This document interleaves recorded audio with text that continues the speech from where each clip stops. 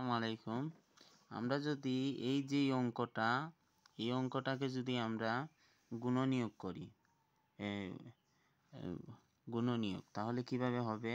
আমি সংক্ষেপে লিখে দিচ্ছি। আমি আগের অঙ্কগুলোতে একটু বড় করে ফেলছি, এখন সংক্ষেপে লিখছি যে 12 18 এর আমরা যদি লিখি 12 এর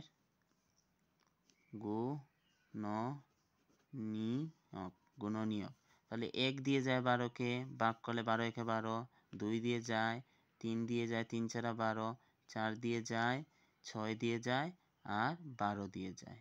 আমরা পরে লিখব যে 18 এর গুণনীয়ক, 18 এর গুণনীয়ক, 1 দিয়ে যায় 18 একে 18, পরে 9 দুগুণে 18, 2 দিয়ে যায়,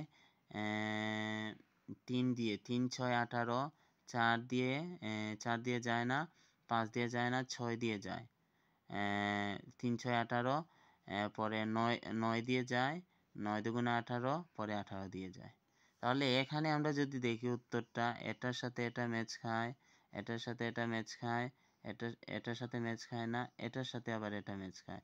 তাহলে উত্তরটা সর্বোচ্চ, এই গুণনীয়ক বা গসাগুর ক্ষেত্রে সর্বোচ্চ যেই সংখ্যাটা ম্যাচ খায় সেটাই উত্তর। তাহলে এখানেও 6 পেলাম আমরা, এখানেও 6 পেলাম।